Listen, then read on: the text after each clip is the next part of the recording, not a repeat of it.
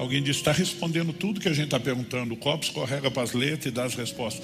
Meu pai disse para minha mãe, não se envolva. Isso é coisa maligna. Ela meio que olha para ele tipo assim, isso é exagerado. Ele falou, eu vou provar. Ele disse, está respondendo as coisas? Está. Ele disse, pergunta, o Espírito está movimentando esse copo. Se eu falar uma frase em inglês, se ele traduz para o português. O copo deslizou. S-I-M, sim. E depois, não contente com o desafio, respondeu, qualquer língua. E meu pai fala em inglês, o que quem está ouvindo ali não entende. The blood of Jesus has power. O sangue de Jesus tem poder. E o copo fica estático.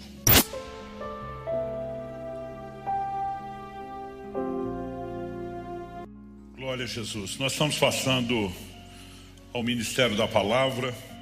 É muito importante que eu e você tenhamos sempre a perspectiva correta. Mais do que um momento de instrução, mais do que uma palestra, mais do que um discurso, nós estamos num ambiente da manifestação do sobrenatural. Deus criou todas as coisas pelo poder da sua palavra. A Bíblia diz que Ele sustenta todas as coisas pelo poder da sua palavra. A Bíblia diz que Deus exaltou acima de todas as coisas o seu nome e a sua palavra. Quando eu e você recebemos a palavra de Deus, estamos nos expondo a mais do que informação. A Bíblia diz que a fé vem por ouvir e ouvir a palavra de Cristo. Você lê no livro dos Salmos, Deus se referindo àquela geração que sai do Egito, enviou a sua palavra e o sarou. Eu quero declarar que esse tempo em que você está exposto à ação da palavra de Deus será um tempo de cura na alma, no corpo, e que a palavra de Deus fará diferença na sua vida em nome de Jesus. Você recebe isso? Então abra por gentileza a sua Bíblia no livro de Hebreus, no capítulo 9. Hebreus capítulo 9. Nós vamos ler a partir do verso 6. Eu vou ler um texto um pouquinho mais longo do que o habitual, quando se trata de um texto inicial. E a gente precisa lê-lo todo para conseguir entender a conexão, o quadro maior. Hebreus capítulo 9, a partir do verso 6. O texto sagrado diz assim, ora, depois que foram feitos todos esses preparativos, os sacerdotes entram continuamente no primeiro tabernáculo para realizar os serviços sagrados. Mas no segundo, o sumo sacerdote entra sozinho, uma vez por ano, não sem sangue, que oferece por si e pelos pecados de ignorância do povo. Com isso, o Espírito Santo quer dar a entender que o caminho do santuário ainda não se manifestou, enquanto o primeiro tabernáculo continua erguido. Isso é uma parábola para a época presente, na qual se oferecem dons e sacrifícios, embora estes, no que diz respeito à consciência, sejam ineficazes para aperfeiçoar aquele que presta culto, pois não passam de ordenanças da carne, baseadas somente em comidas, bebidas e diversas cerimônias de purificação, impostas até o tempo oportuno de reforma. Verso 11. Quando, porém, Cristo veio como sumo sacerdote dos bens já realizados, mediante o maior e mais perfeito tabernáculo, não feito por mãos humanas, quer dizer, não dessa criação, e não pelo sangue de bodes e de bezerros, mas pelo seu próprio sangue, ele entrou no santuário uma vez por todas e obteve uma eterna redenção. Se você puder, repita comigo, redenção. Verso 13. Portanto, se o sangue de bodes e de touros e a cinza de uma novilha aspergidos sobre os contaminados os santificam quanto à purificação da carne, muito mais o sangue de Cristo, que pelo Espírito Eterno a si mesmo se ofereceu sem mácula a Deus, purificará nossa consciência de obras mortas para servirmos ao Deus vivo. Vou pedir para você repetir uma segunda palavra, isso só tem efeito didático. Diga comigo, purificação. Verso 15. Por isso mesmo, ele é mediador da nova aliança, a fim de que os que foram chamados recebam a promessa da herança eterna, visto que houve uma morte para a remissão das transgressões que foram cometidas sob a primeira aliança.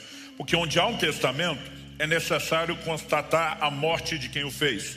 Sim, porque um testamento só é confirmado depois da morte de quem o fez, pois de maneira nenhuma um testamento tem força de lei enquanto ainda vive quem o fez. Por isso, nem a primeira aliança foi estabelecida sem sangue. Porque havendo Moisés proclamado a todo o povo todos os mandamentos conforme a lei, pegou o sangue dos bezerros e dos bodes, com água, lã tingida de escarlate e sopo, e aspergiu não só o próprio livro, como também todo o povo, dizendo: este é o sangue da aliança que Deus ordenou para vocês. Igualmente também aspergiu com sangue o tabernáculo e todos os utensílios do serviço sagrado. De fato, segundo a lei, quase todas as coisas são purificadas com sangue, e sem derramamento de sangue não há remissão. Pai, nós declaramos nossa confiança e dependência na ação do Teu Espírito, o Espírito da verdade. Declaramos que não só esse ambiente, mas o coração e mente de cada um daqueles, ó Deus, que estão sendo expostos à ação da Tua Palavra, seja nesse ambiente de culto, seja por meio dessa transmissão online, ou mesmo, ó Deus, por meio de uma palavra gravada. Nós declaramos agora, na autoridade do nome de Jesus, que mentes e corações são um palco para a ação poderosa do Teu Espírito Santo, gerando compreensão, gerando fé, conduzindo-os a um lugar de correspondência, e declaramos em nome de Jesus que a palavra liberada cumprirá o propósito pelo qual o Senhor a tem liberado, em nome de Jesus. Amém. Bom, como eu disse, lemos um texto um pouquinho maior, principalmente quando falamos de um texto inicial, porque não dá para você simplesmente picar. Aliás, já foi difícil determinar onde começar e onde terminar essa leitura, porque o assunto ele vem sendo preparado antes, ele se desenvolve ainda depois. Mas a partir do verso 6, nós entendemos o trabalho dos sacerdotes no tabernáculo. Como também entendemos a função que só o sumo sacerdote, uma vez por ano, tinha, de entrar no Santo dos Santos, no dia da expiação. O texto diz: não sem sangue. Quando ele fala de como o sumo sacerdote, durante a lei de Moisés, cumpria esse rito anual do dia da expiação, ele enfatiza: não sem sangue. E toda a conversa, a partir de então, ela vai abordando a ação do sangue. Então ele fala sobre como o Espírito nos dá a entender algo. Ele fala desses ritos cerimoniais da lei como uma parábola para a época presente. E depois, então logo termina o capítulo 9, começa o 10, nós lemos no verso 1, que a lei não tem a imagem exata das coisas, e sim a sombra dos bens vindouros. Então, simbolicamente, tipologicamente, há uma mensagem sendo projetada. Ela é chamada pelo autor de Hebreus de uma parábola para a nossa época. Ele enfatiza que o Espírito Santo está nos dando a entender uma mensagem por meio dessas figuras. Então, quando se entrava, por exemplo, no santuário, passava-se a porta, entrava-se no átrio, no pátio, no quintal da casa, vamos dizer assim. Do lado de fora ficava o altar do holocausto, ficava o lavatório, mas depois havia a tenda da revelação. Essa tenda era dividida em dois ambientes por meio de um véu. Depois do véu, só o sumo sacerdote, não os sacerdotes, entrava uma única vez por ano, e a Bíblia diz: não sem sangue.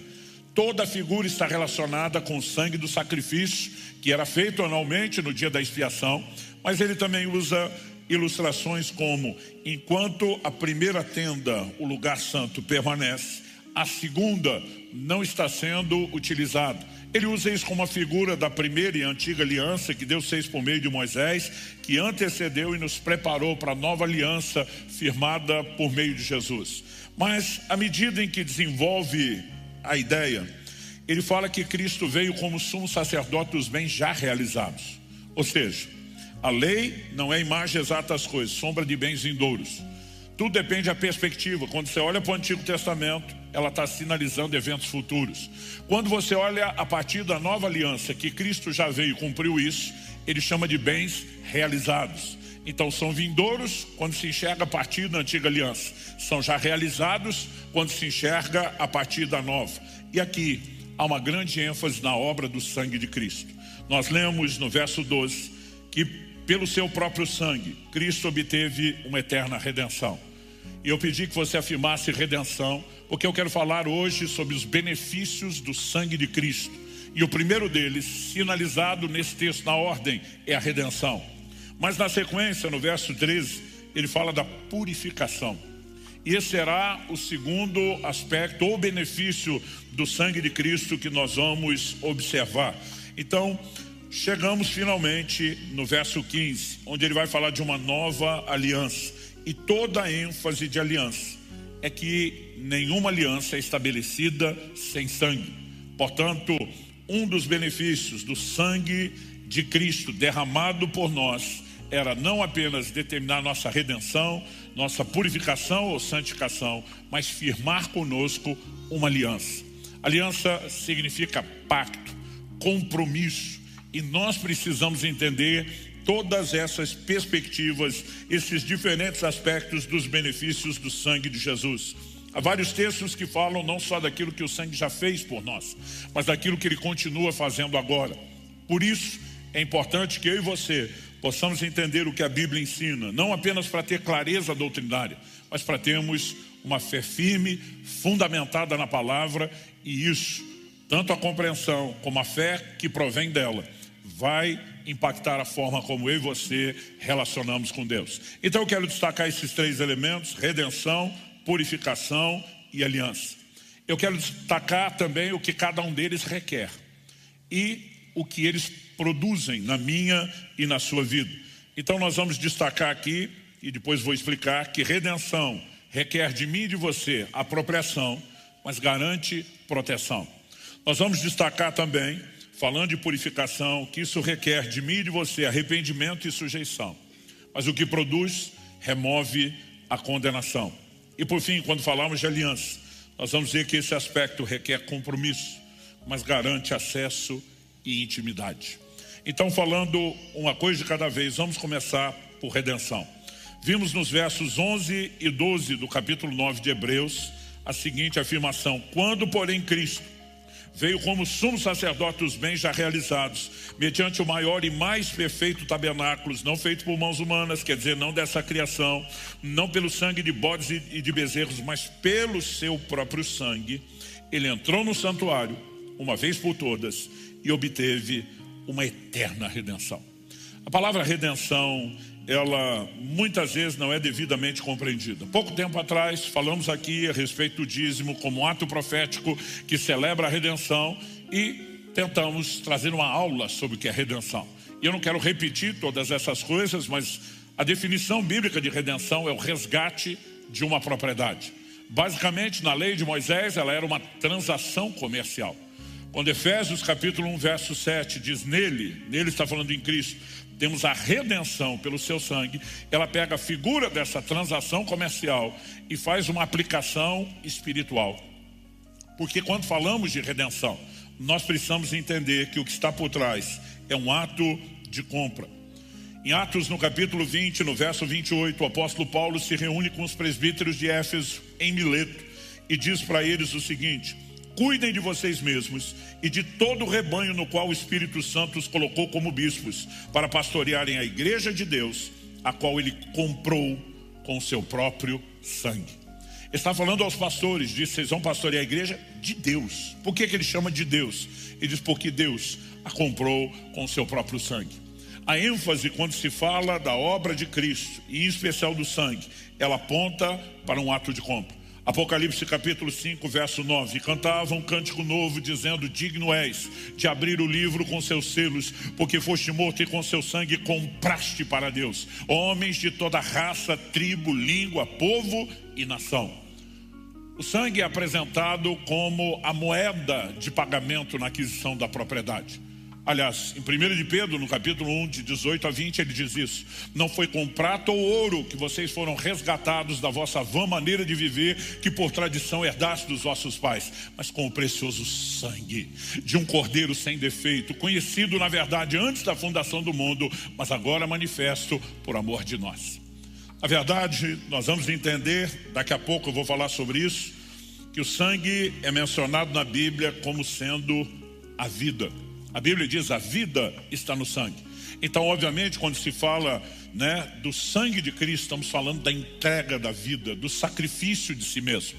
Só que a Bíblia diz que assim como o sumo sacerdote, quando entrava uma vez por ano no Santo dos Santos para levar o sangue do sacrifício da expiação, Ele não podia entrar sem sangue. A Bíblia diz que Cristo entra, mas entra com o seu próprio sangue, com o sangue do seu sacrifício. E foi esse sangue que garantiu a aquisição da minha e da sua vida. É por isso que nós somos chamados de propriedade exclusiva de Deus. E a ideia de pertencimento a Deus, ela precisa conduzir, uma compreensão no meu e no seu coração.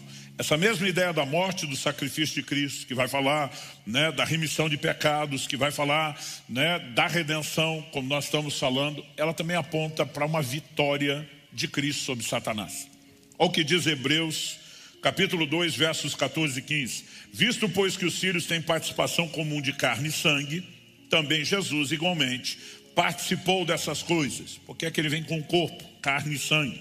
Para que, indicativo de propósito, para que por sua morte destruísse aquele que tem o poder da morte, a saber, o diabo, e livrasse todos os que pelo pavor da morte estavam sujeitos à escravidão por toda a vida.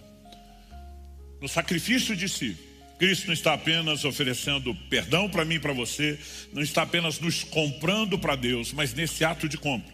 A Bíblia diz em Colossenses 2 que na cruz, Cristo despojou os principados e potestades, triunfando deles na cruz. A morte de Cristo significa vitória sobre Satanás e todo o reino das trevas. Pastor, e por que nós precisamos saber disso? Porque devemos nos apropriar disso. Apocalipse 12 é um texto que fala a respeito de Satanás. E chega no verso 11 e diz assim: eles o venceram. Ele está falando dos santos.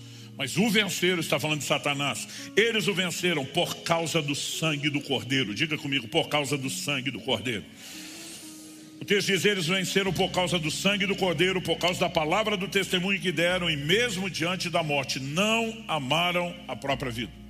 Então os santos não venceram o diabo por si mesmos. Venceram por causa do sangue. Então, quando a Bíblia fala do sangue, está falando da vitória que Cristo consumou por meio da sua morte, como lemos em Hebreus, para que através da sua morte destruísse aquele que tinha o poder da morte. A vitória é atribuída a Cristo. Mas quando Apocalipse 12 diz, eles o venceram pelo sangue de Cristo, a Bíblia está dizendo que quando eu e você entendemos o que é que Cristo fez, qual é a obra do seu sangue, e utilizamos isso, então nós tomamos essa vitória de maneira que ela se torne nossa, e nós podemos vencer o reino das trevas. Durante muito tempo eu acreditei que o sangue de Jesus era uma arma de guerra, porque a Bíblia diz que eles o venceram por causa do sangue. Eu imaginava o sangue como uma arma de guerra, vamos para cima, vamos ferir o inimigo usando aquilo que nos foi dado para lutar. Mas na verdade eu e você precisamos entender que o sangue não é nenhuma arma de ataque. Mas por que nos garante vitória? Por causa da mensagem. A Bíblia diz que o sangue de Cristo fala mais do que o sangue de Abel. A Bíblia diz que o sangue de Abel clamava, mas o sangue de Jesus clama com muito mais força. E a pergunta é, o que é que ele fala? O que é que ele diz? Que mensagem é essa que ecoa no reino espiritual? Antes de explicar isso, eu me lembro quando criança, não importa se a gente ficava impressionado, nasci e cresci no lar cristão, quando via uma manifestação de alguém terrivelmente endemoniado, se estávamos no ambiente de opressão, o conselho e a orientação dos nossos pais era, clama pelo sangue. E para nós a frase que os crentes de antigamente usavam, eu falando da época de crente raiz, não Nutella, a frase que a gente usava de forma comum era, o sangue de Jesus tem poder. A gente nem pensava, usava para quase tudo. Eu tenho um amigo que na adolescência sofreu um acidente de carro. Eles tiveram uma colisão traseira, um carro em alta velocidade bateu neles, isso fez com que o carro rodasse, capotasse. Eu falei para ele, e aí, como foi o susto? Ele falou, meu amigo, não pensei em nada, a única coisa que eu me vi gritando foi, o sangue de Jesus tem poder. Porque era assim, a gente tinha clareza de entendimento que havia algo no sangue, do qual eu e você podemos nos apropriar e dar vitória, mas e experimentar essa vitória. Mas isso não significa que o sangue é uma arma. O sangue está mais para um selo de propriedade. E aí, para entender isso, a gente pode voltar num paralelo lá da Páscoa do Antigo Testamento. Em Êxodo, no capítulo 12, no verso 13, Deus havia ordenado a Moisés que orientasse todo o povo, quando vocês pegarem o sangue do Cordeiro da Páscoa para celebrar a Páscoa, vocês vão colocar nos umbrais das portas. E Deus diz assim: o sangue vos será por sinal. Sinal. O sangue de um animal nunca teve o poder de proteger uma casa, mas ele era um sinal, ele era uma declaração. E aí, quando chega o verso 23, Deus diz assim: porque o Senhor passará para matar os egípcios. Quando, porém, enxergar o sangue na viga superior da porta e em ambas as ombreiras, o Senhor passará por cima da porta e não permitirá que o destruidor entre na casa de vocês para matá-los. Por que eles fizeram isso? O livro de Hebreus explica, no capítulo 11, no verso 28, pela fé, está falando de Moisés, celebrou a Páscoa e o derramamento do sangue. Celebrou não só a Páscoa, mas o derramamento do sangue, para que o exterminador não tocasse nos primogênitos dos israelitas. O que significa esse ato de fé? Eles foram dirigidos por Deus a declarar um dia, não esse cordeiro da Páscoa, mas Cristo, o cordeiro pascal, conhecido antes da fundação do mundo, será sacrificado por nós. O seu sangue será moeda de compra e de resgate. Então nós estamos pegando o sangue, colocando na porta, declarando: nessa casa as pessoas que aqui habitam têm dono, elas são propriedade de Deus, e nós sabemos que Deus defende o que é seu. Então a apropriação pela fé do sangue não fazia do sangue uma arma, mas fazia dele uma declaração, um reconhecimento. Se somos propriedade de Deus, Deus guarda aquilo que lhe pertence e o diabo não pode tocar. Quem está entendendo? Isso significa o quê?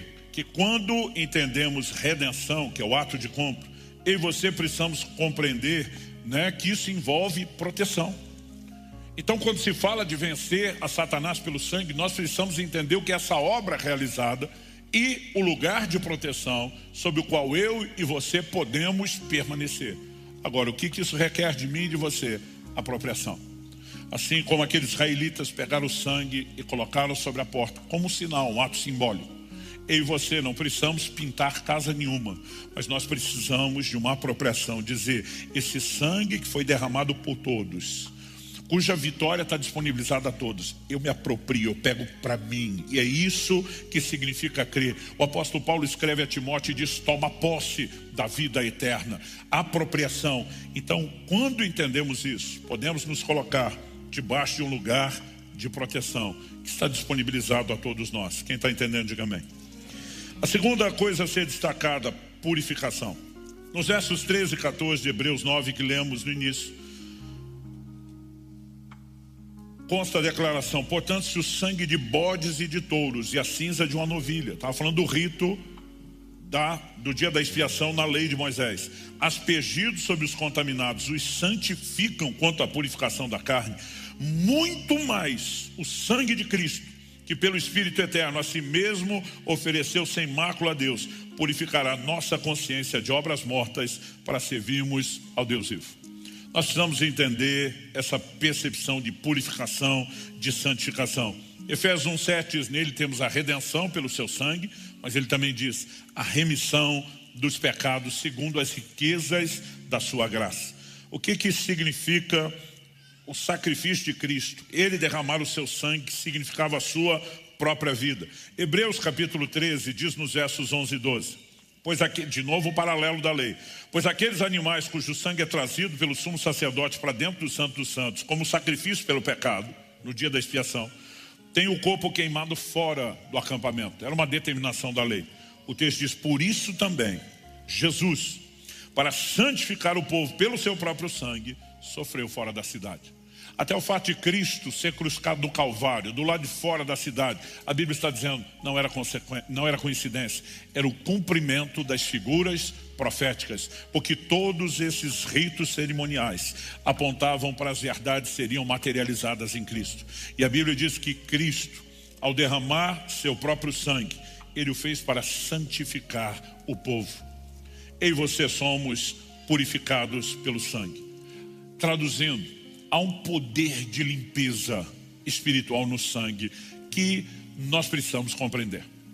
Quando falamos do poder de limpeza, é importante que a gente reconheça que a Bíblia, por exemplo, usa uma linguagem sobre o sangue que de novo envolve apropriação. Apocalipse 7,14 diz, eu vou ler o 13 e o 14, vai fazer mais sentido.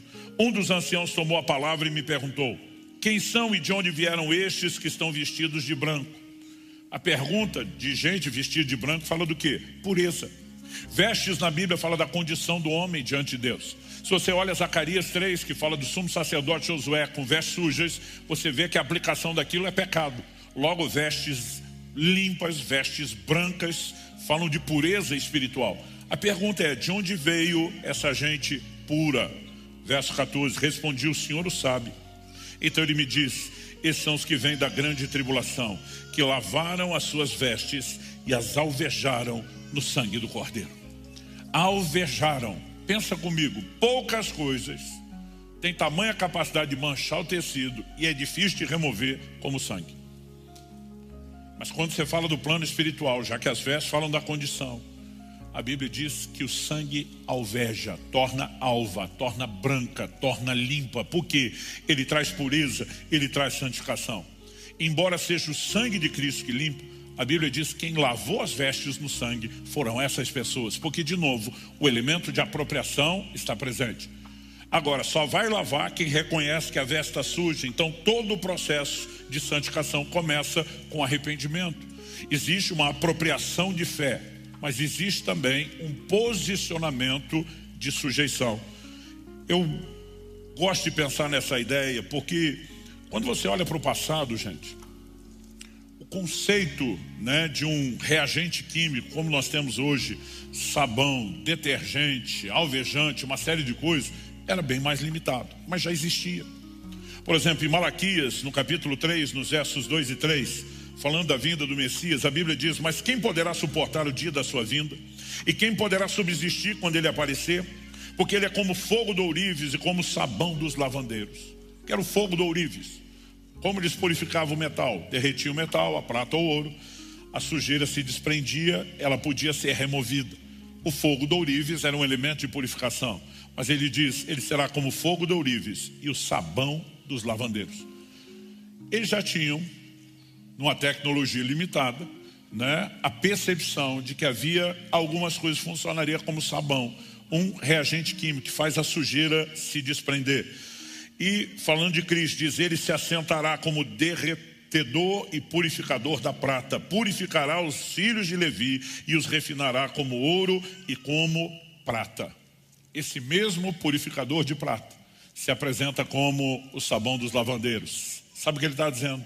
Não tem mancha na sua vida que eu não possa remover. Não tem sujeira na sua vida que eu não possa limpar. Aliás, em Isaías, no capítulo 1 e no verso 18, Deus diz, ainda que os vossos pecados sejam como escarlate, eu os tornarei brancos como a neve, ainda que sejam vermelhos como o carmesim, eles se tornarão como a lã. Deus está dizendo, não há sujeira que eu não possa remover. E o sangue de Cristo, o sangue da eterna aliança, bendito sangue, nos purifica de todo o pecado. Isso nos leva aonde? Eu e você precisamos compreender isso. Romanos capítulo 8, verso 1 diz, nenhuma condenação mais há para aqueles que estão em Cristo Jesus. Segundo aos Coríntios 5,17, se alguém está em Cristo, nova criatura é, as coisas velhas já passaram, eis que tudo se fez novo. Mas a Bíblia chama Satanás, esse mesmo Satanás devemos vencer pelo sangue, o chama de o acusador dos nossos irmãos. Aliás, se você olhar lá para o livro do Apocalipse, tem essa ênfase, o acusador dos nossos irmãos. Mas quando a Bíblia diz, eles o venceram pelo sangue, significa que quando eu e você entendemos a limpeza, a purificação que vem do sangue de Cristo, nós tapamos a boca do acusador, nós simplesmente o silenciamos, dizendo, você não pode falar de nada, absolutamente nada contra nós, porque fomos santificados. Tem muita gente perdoada por Deus que nunca se perdoa. E nós precisamos entender que se o arrependimento, por um lado, é o reconhecimento de toda a culpa, é a tristeza do dano causado em Deus, na nossa vida e na vida de outros, isso não significa que o arrependimento significa carregar culpa ou condenação. É lógico que muitos de nós, se tivéssemos a oportunidade de voltar na história, escreveríamos uma história diferente. Mas isso não significa que a gente tenha que carregar culpa, muito menos vergonha, porque o sangue de Cristo nos purifica de todo pecado. Essas verdades têm que ser entendidas, nós precisamos nos apropriar e precisamos andar por elas. O que a consciência do que o sangue de Jesus fez deveria produzir em nós? Hebreus capítulo 10, do 19 ao 23, diz o seguinte, portanto, meus amados irmãos, tendo ousadia para entrar no santuário, pelo sangue de Jesus, pelo novo e vivo caminho que ele nos abriu por meio do véu, isto é, pela sua carne, e tendo um grande sacerdote sobre a casa de Deus, aproximemo-nos com coração sincero, em plena certeza de fé, tendo o coração purificado de má consciência e o corpo lavado com água pura. Guardemos firme a confissão da esperança sem vacilar, pois quem fez a promessa é fiel. A Bíblia diz ousadia para entrar no santuário. A Bíblia diz somos o sumo sacerdote. Não era os sacerdotes, só o sumo sacerdote. Uma vez ao ano, no dia da expiação, podia entrar no Santo dos Santos, além do véu. E a Bíblia diz, não podia entrar sem sangue, senão morreria. Você consegue imaginar a ansiedade do sumo sacerdote quando o dia estava aproximando? A Bíblia diz que primeiro ele tinha que oferecer sacrifícios por si, para poder entrar naquele lugar, oferecer sacrifício pelo povo. Pensa num ambiente assustador e temido. Mas a Bíblia diz que por causa do sangue, nós podemos entrar sem medo, com ousadia, com confiança. Isso faz toda a diferença. Meu querido, você precisa entender que quando está orando, você não deveria se portar como um mendigo estendendo o chapéu para pedir uma esmola. E você entramos com confiança no lugar da presença de Deus, porque fomos comprados pelo sangue, fomos santificados pelo sangue e temos acesso. Eu vejo que muitas vezes as pessoas constroem em nome do respeito e da reverência uma ideia de distância de Deus, de falta de acesso. E não é o que a Bíblia nos ensina. Eu e você podemos entrar com ousadia. Eu me lembro de uma ocasião, eu estava pregando no outro país, mas fui servir uma igreja brasileira. E tiramos um tempo de oração antes do culto começar, na sala do pastor, algumas pessoas. Eu lembro que depois de um momento especial de oração, quando terminei de orar, o pastor estava me olhando assustado. Eu falei, tudo bem? Ele falou, não sei dizer se está bem. O jeito que ele me olhava, pensei, teve uma visão, alguma coisa está preocupando ele. Falei, o que é que está pegando? Ele falou, você é muito abusado no jeito de falar com Deus. E conversa vai, conversa vem. Eu consegui rapidamente detectar que aquele camarada não conseguia entender que ele pode entrar com ousadia na presença de Deus. Jesus disse que se eu e você pedimos qualquer coisa ao Pai no nome dele, nós temos acesso. Eu fico olhando para alguns e percebendo, talvez seja a falta de um entendimento correto de paternidade. Uma vez na adolescência, estava trancado no meu quarto orando. Jesus disse, quando você entrar no teu quarto, fecha a tua porta. Eu fechei, mas ele não mandou fechar a janela, eu deixei a janela aberta. Pensa numa tarde quente, eu estou lá orando. Não tinha ar-condicionado, não tinha nem ventilador que dizer ar-condicionado. Eu deixei a janela aberta. Um amigo chegou, e já sabendo mais ou menos onde eu estaria, entrou pelo fundo de casa, foi direto na janela do quarto. Só que ele era de uma dessas igrejas que era do regime talibã. E quando ele me viu orando só de bermuda, descalço, sem camisa, ele ficou escandalizado. Eu só lembro da voz dele atrás de mim na janela, misericórdia. Eu olho e está assustado. Ele disse, isso são trajes para entrar na presença do Deus Todo-Poderoso. Ele disse, se você marcasse uma audiência com o presidente da República no Palácio do Planalto e ousasse aparecer lá sem os trajes apropriados, você sequer seria recebido. Eu falei, filho, mas se tu fosse o filho do presidente da República, você podia chegar desse jeito, aliás, até depois de uma partida de futebol, suado, e correr para o colo dele. E eu falei, se você acha que Deus é um ser distante, com quem que você marca uma audiência, um protocolo formal, o problema é seu. Eu vou continuar entrando com ousadia. É lógico, não estou falando de vir para um culto público desse jeito. Que isso também fique claro. Bem claro, antes do verão chegar. Mas nós precisamos entender o acesso.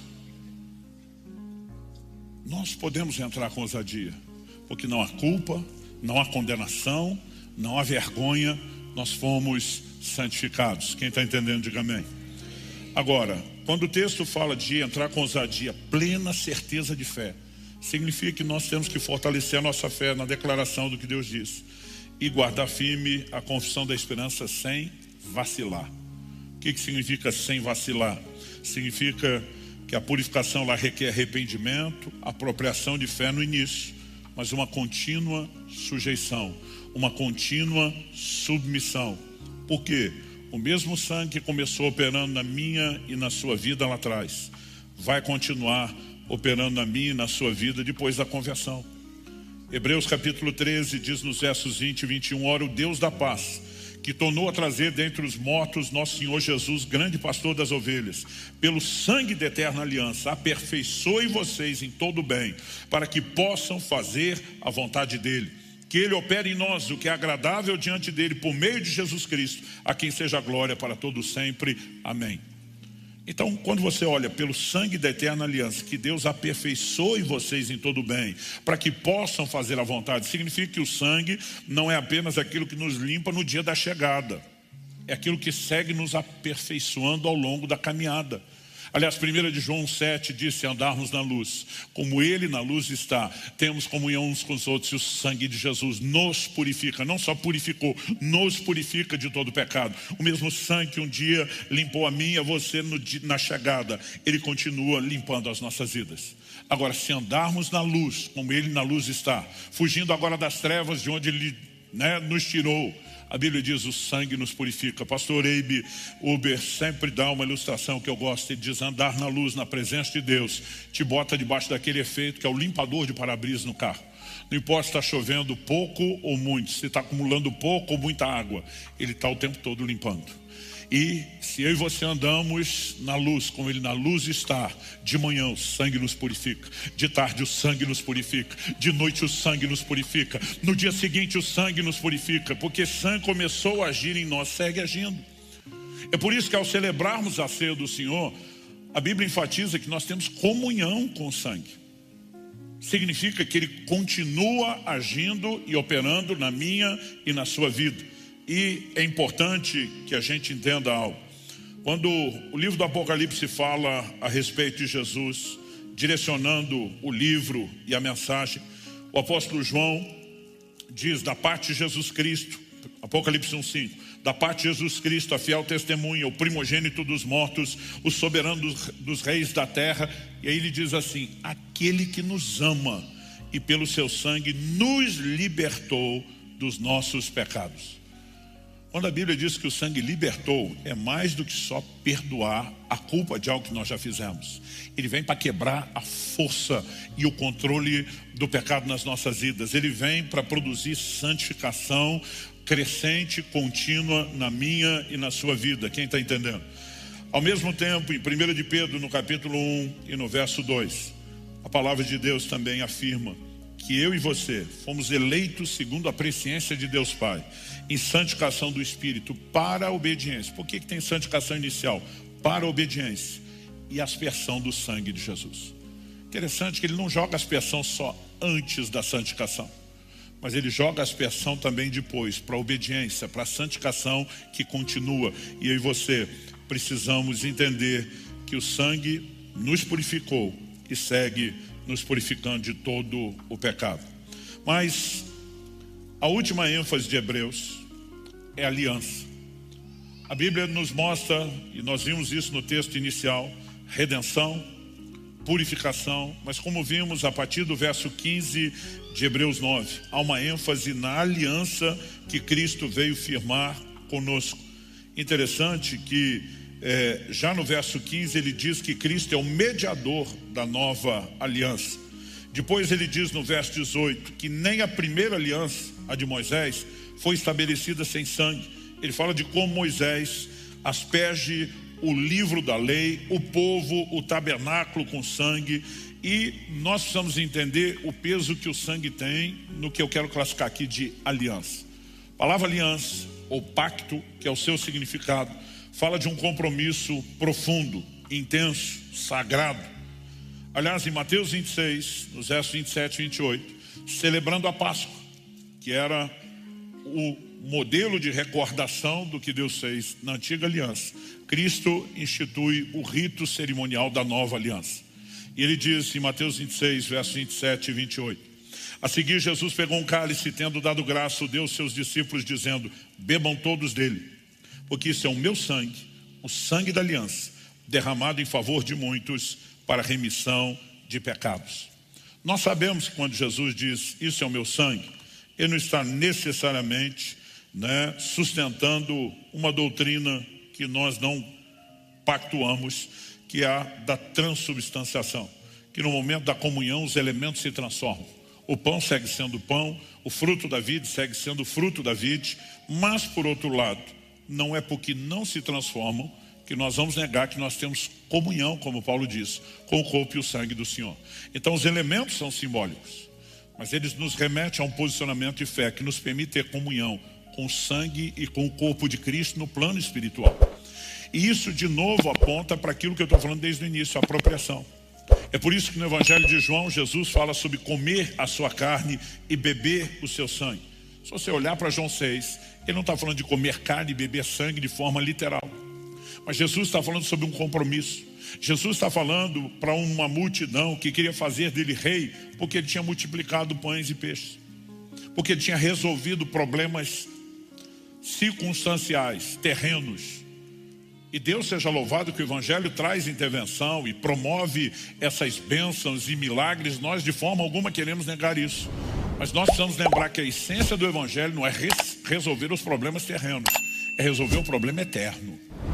Essa é a essência da salvação. Por isso Paulo diz, se é só para essa vida que esperamos em Cristo, como se tivesse solução só para aqui e agora, nós somos de todos os homens os mais dignos de lástima.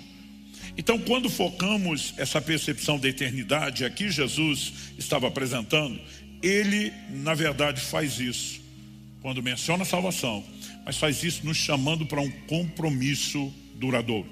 E aqui que eu e você precisamos entender o conceito de aliança. Hoje em dia, por exemplo, as pessoas têm uma dificuldade enorme de sustentar o casamento, porque não vem como a Bíblia apresenta. Malaquias 2,14 diz que Deus foi testemunha da aliança que o homem firmou com a mulher da sua mocidade. A aliança sempre foi algo, culturalmente falando, quando você olha desde a antiguidade, algo sagrado, que não podia ser quebrado. Agora, de alguma forma, a gente pega a ideia daquilo que a gente firma no cartório, porque o que se assina no cartório é um contrato, e esse contrato, legalmente falando, é rescindível, e a gente começa a olhar não para o compromisso do matrimônio com a força de aliança, e sim com a força de um contrato. Isso não afeta só a nossa percepção de aliança matrimonial, afeta a percepção de aliança em todos os sentidos, inclusive com Deus. Agora, os povos antigos não só sabiam que a aliança era algo sagrado, mas o mais solene e sagrado nível de aliança que alguém poderia firmar era uma aliança classificada como aliança de sangue. O entendimento era, a partir de agora nossas vidas se misturam, não tem mais volta. Aliás, não é isso que Deus fala do casamento? Que marido e mulher se unirão, deixarão pai e mãe, os mais fortes níveis de relacionamento que alguém pode ter, se unirão a ponto de se tornar uma só carne, fusão, mistura de vida. Esse era o conceito de aliança. Aliás, é isso que é aplicado com Deus. Paulo escreve aos Coríntios e diz no capítulo 6, aquele que se une ao Senhor se torna um só espírito com ele, mistura de vida. Esse conceito era largamente praticado. E quando Deus institui padrões e revela informações como de aliança, eu e você precisamos entender que Deus usou elementos culturais, didáticos, que os homens entenderiam. Por exemplo, em Hebreus no capítulo 6, de 16 a 18, nós lemos assim: porque as pessoas juram pelo que lhes é superior, e o juramento servindo de garantia põe fim a toda discussão. Então aqui o autor de Hebreus está pegando o histórico do juramento. Por que se praticavam juramentos? As pessoas normalmente juravam pelo que era superior, sagrado, e o juramento era o quê? Uma garantia, põe fim à discussão. Houve juramento, não se voltará atrás. Agora, olha a sequência. Por isso, Deus, quando quis mostrar com mais clareza aos herdeiros da promessa que o seu propósito era imutável, que ele não volta atrás no que ele falou, nem no que ele prometeu, confirmou com juramento. Aliás, o livro de Hebreus vai dizer que Deus não tinha alguém superior por quem jurar, então jurou por si mesmo. Mas o texto diz que Deus confirma a imutabilidade do propósito com o juramento. Ele fez isso para que, mediante duas coisas imutáveis, nas quais é impossível que Deus minta, nós que já corremos para o refúgio tenhamos forte alento para tomar posse da esperança que nos foi proposta. Se é impossível que ele mente, para que jurar? Se na própria nova aliança o Senhor Jesus já nos ensinaria, olha, vocês não precisam jurar, o sim tem que ser sim, o não tem que ser não, o tempo todo. Ou seja, tudo que você fala já deveria ser tratado como juramento. Não precisa apelar nesse nível. Então por que é que Deus fez? Para nos fazer entender algo. Não é porque ele precisava disso. Então Deus sempre está procurando os meios, a didática, a pedagogia, para que a gente entenda o que? A força do seu compromisso. E por meio dela, como diz o texto, tenhamos forte alento para tomar posse da esperança que nos foi proposta. De novo, apropriação que procede da compreensão. Aí isso nos ajuda a entender a aliança que Deus firmou com Abraão. Em Gênesis, no capítulo 15, no verso 10, a gente lê, quando o nome do patriarca nem tinha sido mudado ainda: Abrão trouxe todos esses animais, cortou-os pelo meio e pôs as metades umas diante das outras. As aves, porém, não cortou pelo meio. Vamos fazer uma pausa aqui. O que Abrão está fazendo? Cortando animais, colocando a metade do animal na frente da outra.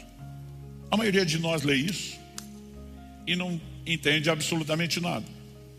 Como um dia desses, eu vi um casal que estava brincando, eles não tinham brigado de verdade, mas simularam a reconciliação. E aí um deu o dedinho para o outro. Os dois entenderam a brincadeira. Os mais novos olhando, ficaram perguntando: o que é isso? Eu falei: vai procurar no Google. Já que vocês zombam da gente, tem informação e acesso a tudo, vai procurar lá. Né? Porque tem coisa de uma geração para outra já perde o sentido. Né? São elementos que se perdem. O que significa colocar metade de um animal na frente da outra? Em Jeremias 34, 18, Deus está usando o profeta para confrontar pessoas que tinham feito uma aliança na presença dele, entre si, e não honraram a aliança. Olha o que Deus diz. Jeremias 34, 18. Farei com os homens que transgrediram a minha aliança e não cumpriram as palavras da aliança que fizeram diante de mim, o mesmo que eles fizeram com o bezerro que cortaram ao meio para passarem entre as duas partes. Cortar o bezerro ao meio, colocar as duas partes, caminhar no meio, era parte de um rito de aliança. A morte do animal era o derramamento de sangue. A presença do sangue sempre indicava o mais sagrado nível de aliança. Aquilo era um testemunho público. Nós não estamos fazendo a coisa escondida que ninguém sabe. Nós estamos fazendo um ritual visível, aberto. Todo mundo sabe do nível do compromisso. Então Deus está falando com Abraão e diz: vou firmar uma aliança com você. Abraão diz: vai, então vamos fazer do meu jeito. Está aqui as partes do animal, vem passar no meio delas. Verso 17 e 18 de Gênesis 10. Quando o sol se pôs e houve densas trevas, eis que um fogareiro fumegante, uma tocha de fogo, passaram entre aqueles pedaços dos animais. Naquele mesmo dia, o Senhor fez aliança com Abraão. Abraão diz: vem fazer aliança do meu jeito. Ele diz: estou descendo, vou andar entre as partes do animal, porque eu quero que você entenda a força do compromisso, a imutabilidade do meu propósito. Eu quero que você tenha descanso nas promessas que eu estou fazendo a você. Não há chance de eu te abandonar. Quem está entendendo? Isso fala de aliança. Aí posteriormente Deus estabelece um rito com Abraão e a sua descendência, que é a circuncisão. Mas do que é que Deus chama o rito da circuncisão? Gênesis 17, 9. Deus disse ainda a Abraão: guarde a minha aliança, você e a sua descendência, no decurso das suas gerações. Essa é a aliança que vocês guardarão entre mim e vocês e a sua descendência. Todos do sexo masculino que estão no meio de vocês deverão ser circuncidados. O que era a circuncisão? Cirurgia da fimose. Corte do prepúcio, a carne excedente do pênis, o órgão reprodutor. Deus diz: vocês devem circuncidar a carne do prepúcio. Isso servirá como sinal de aliança entre mim e vocês. O menino que tem 8 dias será circuncidado entre vocês. Todos do sexo masculino nas suas gerações devem ser circuncidados. Também o escravo nascido em casa e o comprado de qualquer estrangeiro que não for da sua linhagem deve ser circuncidado, o que nasceu em sua casa e o que você comprou com dinheiro. A minha aliança estará na carne de vocês, será aliança perpétua. O incircunciso que não tiver sido circuncidado na carne do prepúcio deve ser eliminado do seu povo, pois quebrou a minha aliança. Deus está dizendo: eu estou escolhendo um lugar para que vocês tenham a marca, o selo da aliança. Deus está dizendo: o lugar é simbólico, porque é o órgão reprodutor, e fala de uma aliança que deve ser transmitida de geração em geração. Mas Deus diz: assim como eu desci a andar entre as partes, você vai derramar sangue, porque a aliança será firmada e consolidada com sangue. Deus sempre usou esses elementos. De alguma forma nós perdemos a percepção disso ao longo dos anos. E aí você vai entender a proibição de comer sangue. Ela não é só da lei de Moisés, ela precede a lei. Em Gênesis 9:4, logo depois do dilúvio, Deus diz: carne, porém, com sua vida, isso é, com seu sangue, vocês não devem comer. Depois você lê Levítico 17, 10 a 14, e Deus é enfático, dizendo que ninguém poderia comer o sangue. Mas quando chega a nova aliança, a proibição continua. mesmo para a igreja dos gentios que não estão debaixo dos ritos cerimoniais da lei. Atos capítulo 15, 28 e 29, Concílio de Jerusalém. Eles dizem: pois pareceu bem ao Espírito Santo e a nós não impor a vocês maior encargo além dessas coisas essenciais. O que é essencial? O básico do básico. Número 1, que vocês se abstenham das coisas sacrificadas a ídolos, bem como do sangue, da carne de animais sufocados e da imoralidade sexual. Se evitar essas coisas, farão bem. Toda a discussão começa porque os judeus queriam circuncidar os gentios. Paulo e Barnabé batem o pé. Paulo vai explicar que no Novo Testamento a circuncisão não é mais na carne, é no coração. O selo da fé é a prática do batismo. E eles vão defender: não existe mais uma prática literal. E aquilo que Deus chamou de estatuto perpétuo, aliança perpétua, é cumprido agora pelo seu símbolo. Então começa aquela briga: o que passou, o que não passou. Eles se reúnem e dizem: vamos começar do essencial. 4 coisas: guarde-se da idolatria, guarde-se da imoralidade. E nenhum de nós vai questionar a gravidade desses pecados. E Deus diz: do sangue e da carne sufocada. O que é a carne sufocada? É um desdobramento de se guardar do sangue. Eles não podiam comer o sangue diretamente, mas toda a carne de animal para ser consumido, o sangue tinha que ser derramado. O que é a carne sufocada? Em vários lugares do Brasil nós temos um prato intitulado galinha ao molho pardo. Nem todo é feito da mesma forma. Mas qual a ideia? Se quebra o pescoço da galinha, não derrama o sangue e se cozinha ela com o sangue, carne sufocada. Então, o cristão que entende o significado da Bíblia não come chouriço, não come sarapatel, não come galinha ao molho pardo. Nós não consumimos sangue. Não é um rito cerimonial. O tempo todo Deus está dizendo: entendam o quão sério é o sangue. Nele está a vida. Deus está dizendo: se vocês perderem a percepção da importância dele, vocês vão perder a percepção da força de uma aliança firmada em sangue. Não banalize isso. Quem está entendendo? E aí, quando você olha para o Novo Testamento, toda a ênfase é que a nova aliança, assim como a anterior, ela foi firmada com sangue. Hebreus capítulo 12, 23 e 24. Vocês chegaram a Deus, o juiz de todos, e aos espíritos dos justos aperfeiçoados, e a Jesus, o mediador da nova aliança, e ao sangue da aspersão, que fala melhor do que o sangue de Abel. Não há aliança sem sangue. Isso é uma ênfase no texto que nós lemos de Hebreus 9. Agora, o que é que Deus queria? Enfatizar a imutabilidade do seu compromisso.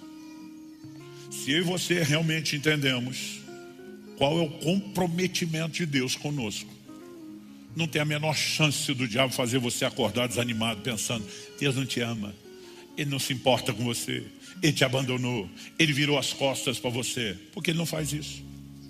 É lógico que Deus nos chamou a entrar num compromisso com Ele. Ele também espera que haja compromisso da nossa parte com Ele, porque a aliança envolve 2 partes.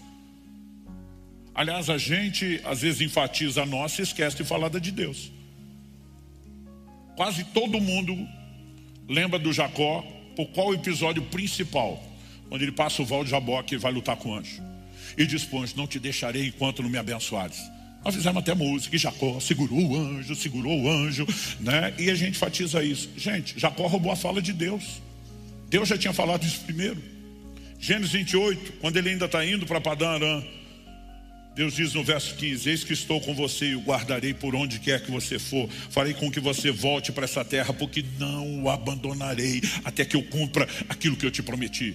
Deus diz: quem está agarrado em você sou eu, quem não vai te largar sou eu. Aí lá na frente Jacó diz: eu que não te largo. Ele diz: está me imitando, aprendeu comigo, está me copiando. Nós precisamos entender a força do compromisso de Deus. E essa força do compromisso significa que eu e você não somos descartáveis. Significa que Ele não só segue nos amando, se importando, mas intervindo na minha e na sua vida, porque Deus não quebra aliança nem compromisso. Salmo 89, 34: não violarei a minha aliança, nem modificarei o que os meus lábios prometeram. O contexto falava de uma aliança específica de Davi, mas aplica a todas. Lá na frente Deus resgata o assunto. Jeremias 33, 20 e 21, assim diz o Senhor: se vocês puderem invalidar a minha aliança com o dia, a minha aliança com a noite, de tal modo que não haja nem dia nem noite a seu tempo, então também poderá ser invalidada a minha aliança com Davi meu servo, para que ele não tenha filho que reine no seu trono. Também poderá ser invalidada a minha aliança com os sacerdotes levitas, meus ministros. Deus está dizendo, sem chance de eu voltar atrás. Pastor, isso significa que a aliança então é inquebrável e inviolável da parte de Deus sempre. Mas várias vezes Deus fala para a nação de Israel, mesmo tendo prometido isso: vocês não honraram minha aliança, vocês quebraram a minha aliança. Então não estou insinuando aqui que porque Deus não te joga fora, que uma vez salvo, salvo para sempre. Porque a pergunta é: o que é que eu e você fazemos com o sangue da aliança? Hebreus capítulo 10, verso 29. Depois de no verso 28 falar de juízo sobre quem quebra a lei de Moisés, depois dele mencionar que aquele que não obedece à lei de Moisés, será morto pelo depoimento de 2 ou 3 testemunhas, ele pergunta no verso 29, quanto mais severo o castigo será merecedor aquele que calcar os pés ao Filho de Deus, profanar o sangue da aliança com o qual foi santificado e ultrajar o Espírito da graça. Então uma pessoa que não honra seu compromisso com Deus, ela profanou o sangue que firmou essa aliança. Ela jamais vai invalidar o compromisso de Deus, mas ela pode simplesmente da sua parte quebrar. E eu e você precisamos entender isso. Quando Jesus diz, olha, eu firmei uma aliança com vocês, recordem. Ele está dizendo, lembra do meu compromisso. Eis que estou convosco todos os dias, até a consumação dos séculos. Eu e você podemos lembrar de Hebreus 13, 15, porque Deus disse, de maneira alguma deixarei você, nunca, jamais o abandonarei. Ele está dizendo, eu não vou abandoná-los, mas eu espero que vocês lembrem do compromisso e se mantenham comprometidos também comigo. Não me abandonem, não virem as costas, não deixem de se submeter. Sabe, existe algo a respeito do entendimento dessas verdades. Aliança requer compromisso.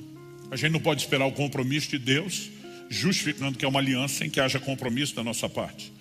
Mas eu e você precisamos entender que isso garante acesso, garante intimidade, garante mistura de vida.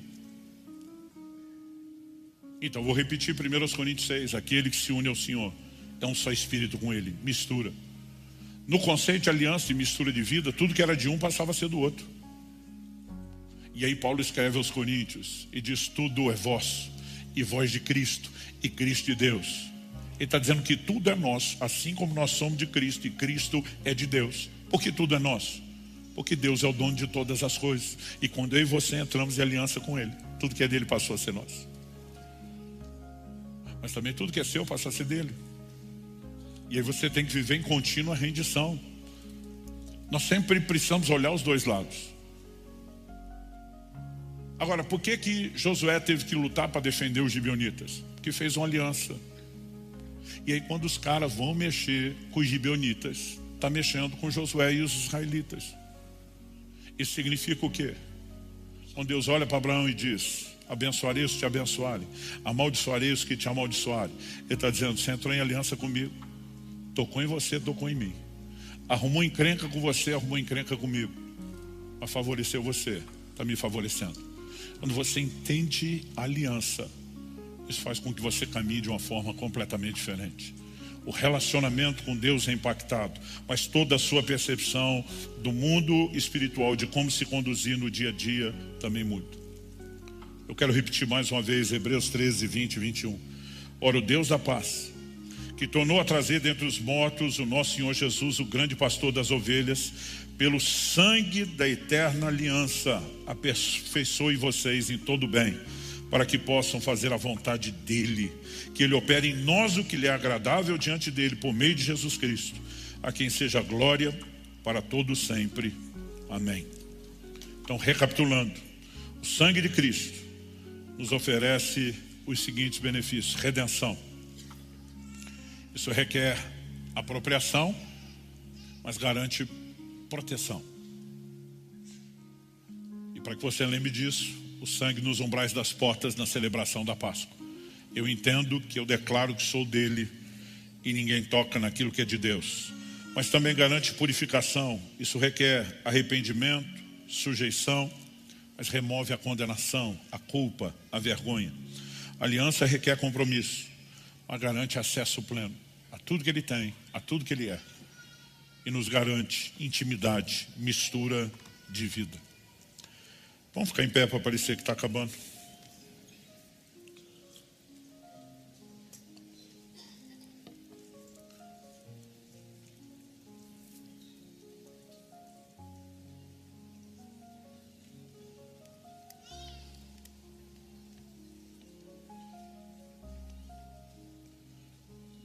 Eu me lembro muito, desde garoto eu ouvi meu pai falar sobre o poder do sangue de Jesus, sobre a eficácia do sangue de Jesus, sobre o que era colocar-se debaixo do sangue de Jesus. Isso não significa que apenas recitar a fórmula, o sangue de Jesus tem poder, seja algo, entre aspas, mágico. Mas significa que quando há entendimento, pode existir fé, pode existir o consolo, pode existir a apropriação. E isso fará toda a diferença. Toda a diferença na minha e na sua vida.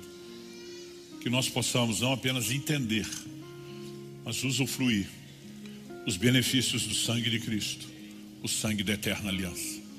Eu quero que você, no seu lugar, possa ter um breve momento de oração. Talvez seja a hora de olhar para a sua vida e se perguntar se você entendeu o que é redenção, que faz de Deus o seu dono e que você não é mais dono de si mesmo, mas também que significa que Ele te defende. Talvez seja a hora de olhar para dentro de si e perguntar se você realmente entendeu a profundidade dessa purificação. Eu e você podemos entrar na presença de Deus com a cabeça erguida, com dignidade. Podemos olhar nos olhos uns dos outros com dignidade. Uma das primeiras pessoas para quem Cristo aparece, tão logo ressuscita, Maria Madalena. A Bíblia diz da qual Ele expulsou 7 demônios. Pensa em alguém que chegou suja, encardida, tratada como uma pecadora. E esse rótulo na sociedade da época aponta basicamente para um lugar de uma moral deplorável. Mas aquilo que Deus faz é extraordinário, porque Ele não tira só a culpa, Ele não remove apenas a condenação, Ele restaura a dignidade e nos permite, com o entendimento de que o sangue nos fez novas criaturas, andar de cabeça erguida. E talvez você precise rever o que você entendeu sobre o sangue. Porque alguns de nós estamos achando que o máximo que Jesus fez por nós foi tipo o que antigamente a gente fazia com o pneu velho, recalchutar, dar uma melhorada e daqui a pouco pode arrebentar de novo. Ele te refez por completo, você é uma nova criatura. E se ainda não experimentou isso, pode garantir isso aqui hoje e agora. Sair desse lugar dizendo: eu vou me sujeitar a Cristo, eu vou me sujeitar à ação do sangue de Cristo e me permitir ser comprado, redimido e purificado. Talvez o entendimento dessas verdades seja o que você precisa para uma decisão. Talvez a decisão tendo sido tomada, você precisa avaliar se você tem entendido e acreditado no que isso te proporciona. Mas quando eu penso na aliança, os povos antigos faziam aliança porque juntos um poderia oferecer ao outro o que tinha. Então às vezes quando dois povos faziam aliança, às vezes um tinha uma condição econômica melhor, mas o outro tinha um poderio militar.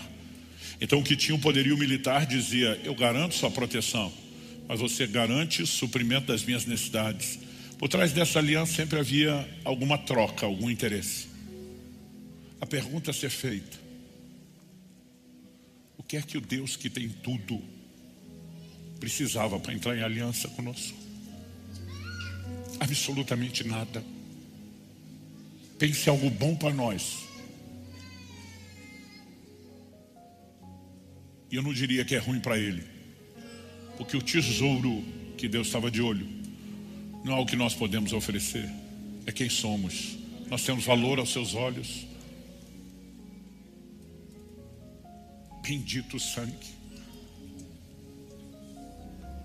Você não abraçou uma religião, um código de conduta diferente.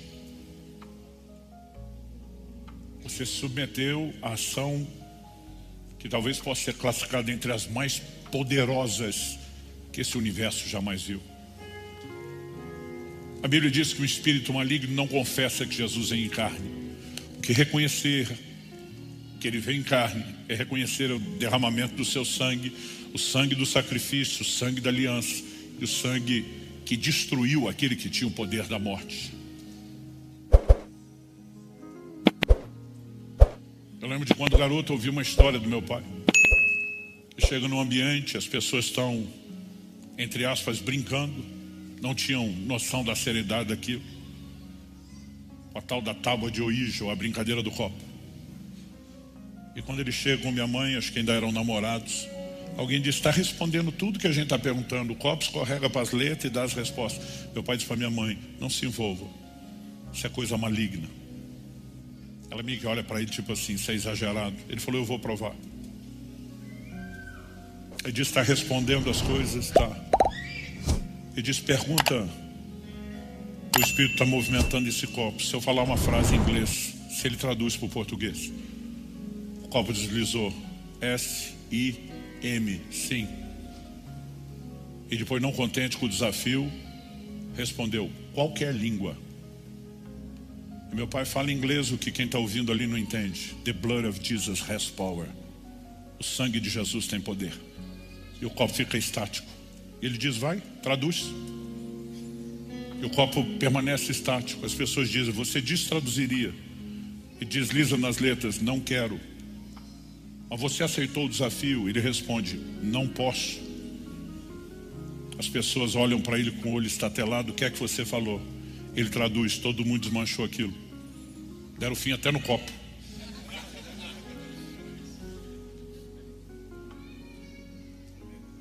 Há poder no sangue de Jesus.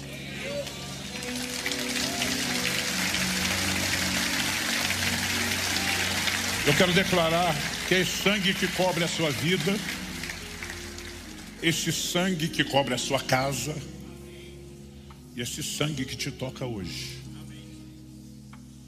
com purificação, com redenção e com o despertar da aliança.